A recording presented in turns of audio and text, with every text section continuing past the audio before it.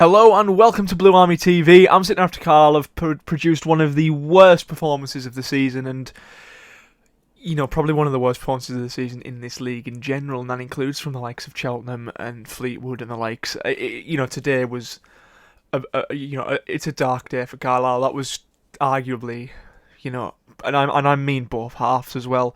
We're so lucky to come out of that game only 1-0 down. The only positive I can take from that game is that Thomas Hawley had a decent game. John Mellish and Sam Lavelle showed some promise, but it was just a matter of we'll make a tackle in the last minute, hoof it long to absolutely nobody, and hope for the best, because there was no plan in that game whatsoever, or at the very least it wasn't executed on the pitch. It was just Sam Lavelle makes a tackle and has to clear it because there's no options for him. John Mellish makes a tackle, has to pass it out, has to clear it wide.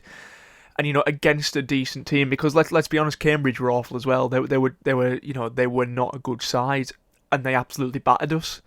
A more clinical team like a Portsmouth or an Oxford, who we've played this season and played a lot better than that against, would have beat us 5, 6, 7-0 today, because if they were just a bit more clinical, they could have had so many more goals. I think the first half was flat. I think we didn't create really any chances other than probably the first 5 minutes of the game. I think we started okay in the first half.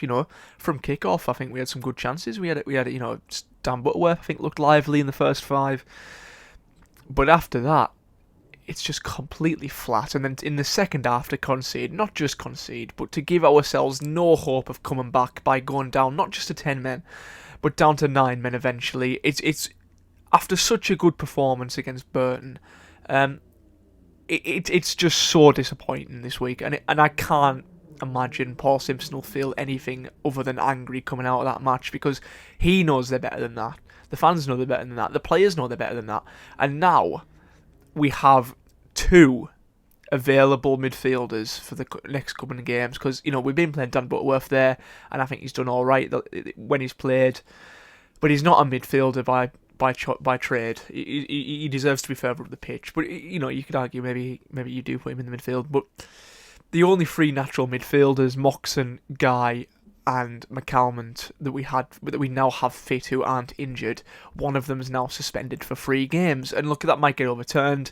Personally, I think it was a little bit soft, but because it's down to a high foot, because it's down to dangerous play, that will be a 3-game ban, unless it's overturned, unless the club appeal it and it gets overturned. But our luck with referees this season, I can't see that happening. Jack Armour's going to be suspended, so we're now going to have to go back to Jack Robinson coming off the bench, who, to be fair, he's looked lively when he came on. That's not the one I'm worried about. It's the Alfie McCalmont one for me. Look, even if you don't want to play Alfie McCalmont next week, which I probably wouldn't have anyways, you now have no fit midfielders on the bench. We've loaned out Jaden Harris. McGeoch's just disappeared off the edge of the earth, apparently. Taylor Charters is injured. So you're now stuck with Moxon and Guy, who, they're not playing at the best.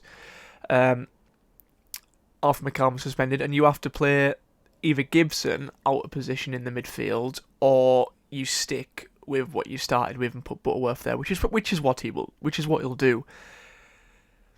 But we have no options to change the midfield anymore. There's no options off the bench to change the midfield. It just they just don't exist, and that's really frustrating. And it was a problem we could have done without coming in the next couple of games as well. We've got Leyton Orient in the FA Cup next, which, it's a big game because it's, Paul Simpson said at the start of the season he wants a good cup run, and we've been knocked out first time of asking in pretty much every cup so far. We've lost all our Papa John's Trophy games. We were knocked out of the League Cup first round by a team in the division below us, and we're now playing Leyton Orient away from home in the FA Cup with suspensions, with injuries, in bad form going into that match against a team we don't typically play well against, and Leyton Orient will fancy themselves to win, and I can't see any other outcome after today.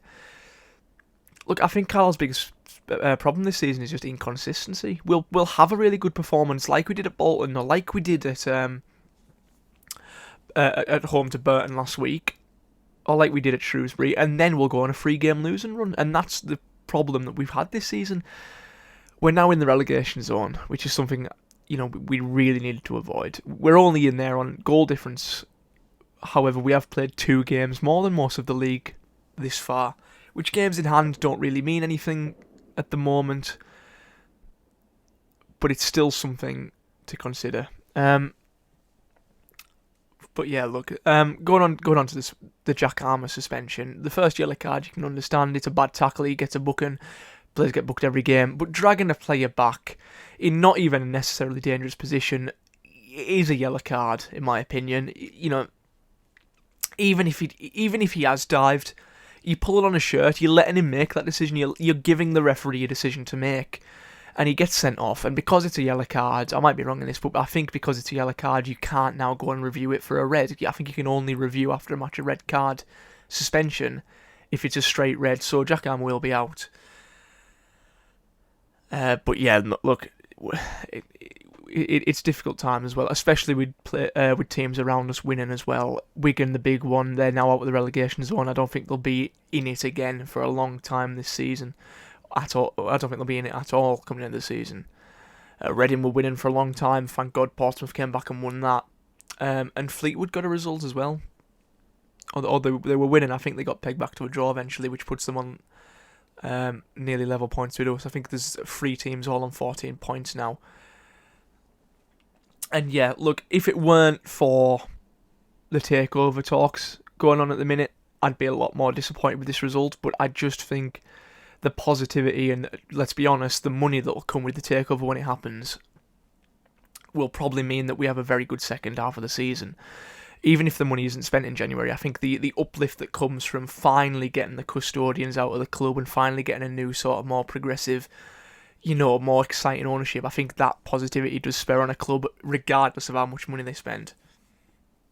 So I still don't think we'll go down this season, but it was a big opportunity to put ourselves out of that relegation zone, out of the fight for relegation.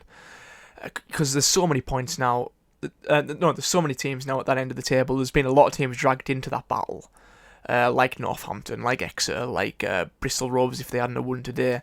They'd all have been dragged down into it with us. If we'd have beat Cambridge today, we'd have gone above them, and they'd have been definitely in that relegation battle.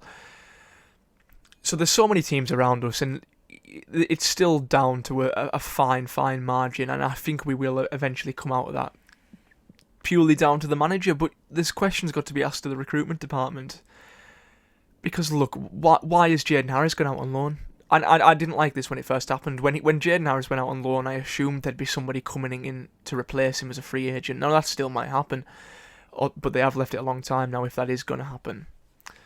And we're now left with no midfield options, and it's a stupid one because look, Jaden Harris, yes, he wasn't on fantastic form, but he had a good pre-season. He's looked okay when he's come on, and we now don't have that option, and we now don't have any options off the bench around midfield because of a stupid suspension.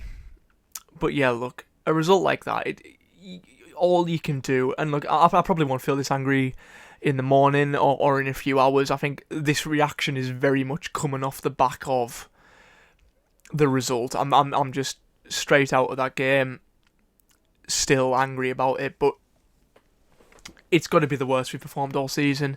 And if we lose that game 1-0, fine, but it's disappointing regardless. But we've now got 2 of our players suspended for the next game in a very important few games. And it's disappointing. And it looks like it's going to have to come down to our home form this season, which is disappointing. It's just, to describe in one word, it's disappointing.